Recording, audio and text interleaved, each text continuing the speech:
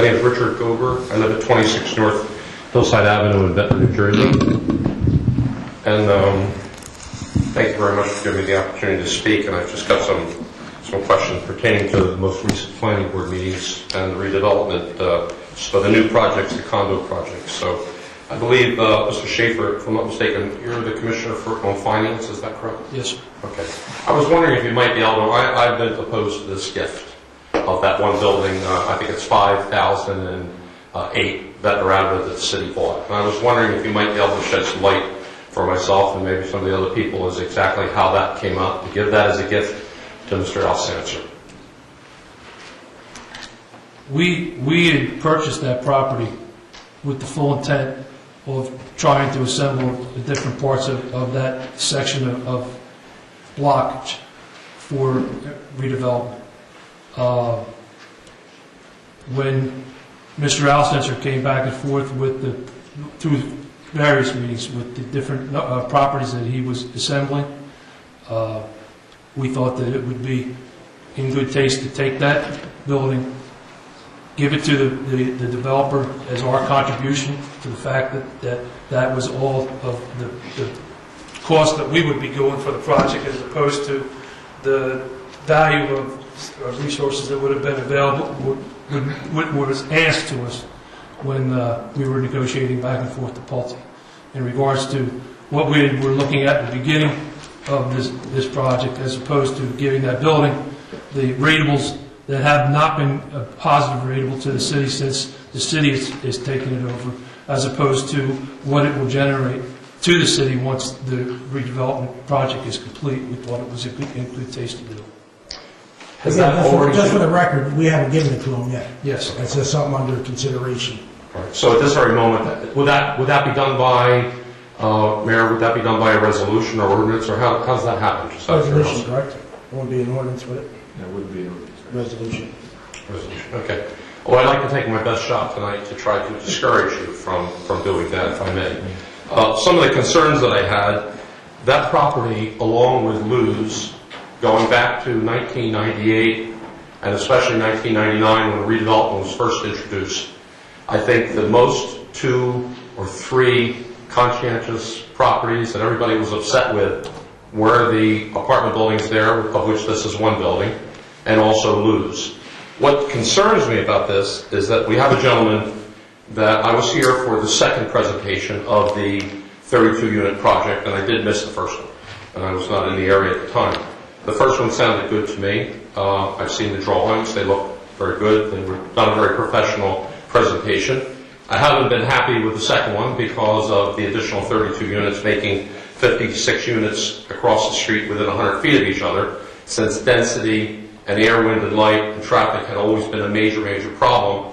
It's my personal opinion that increases it. I would have been happy with the 24 and maybe some other smaller development there.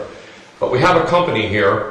First of all, knowing that property was a key property from the very beginning, I'm real puzzled when I did some tax searches here, and I see the person whose name escapes me, I want to say Kaz or Katz or something like that, bought that property 5 months before the city of Ventnor purchased that property. And they bought that property for $137,000. And 5 months later, the city settled on that property for $205,000. Meaning that we must have been negotiating for at least 2 months or 6 weeks or maybe 3 months prior to our settlement, having an agreement of sale, title work done, and so forth. So I'm real curious, how did we miss the opportunity to buy that property for $137,000? Maybe somebody could first answer that for me. Sure. In fact, I was negotiating with along with Mr. Abbott and Mr. McCross, and I was actually having discussions with the individual to buy that building. We actually offered him more money, and he wouldn't sell it to us. If you remember, that was the individual that was involved in a lawsuit that went all the way to the United States Supreme Court and denied certification. We won that federal lawsuit. We then went through the entire state court system, including New Jersey Supreme Court. Correct me if I'm wrong, Mr. Abbott. No, all the way through the state. State Supreme Court, and they denied certification. Somewhere along the line, one of the judges said, this case has seen every court in the land except for matrimonial court and court of equity, I think, or naval court. So the individual just would not sell it to us. After he sold it to the individual, we continued our open negotiations with him shortly thereafter, again to buy it because we recognized it was a key piece. We were hoping that we could acquire it. It needed some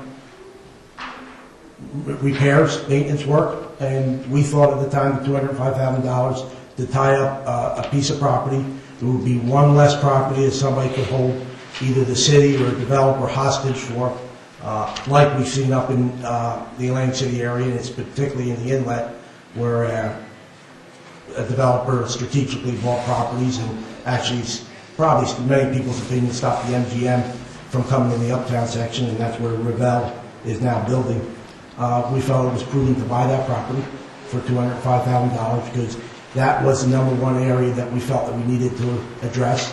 And then at some point, we were fully intended that something was going to happen there.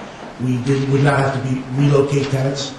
We would not have to go into negotiations or use eminent domain, as we continuously said throughout this process.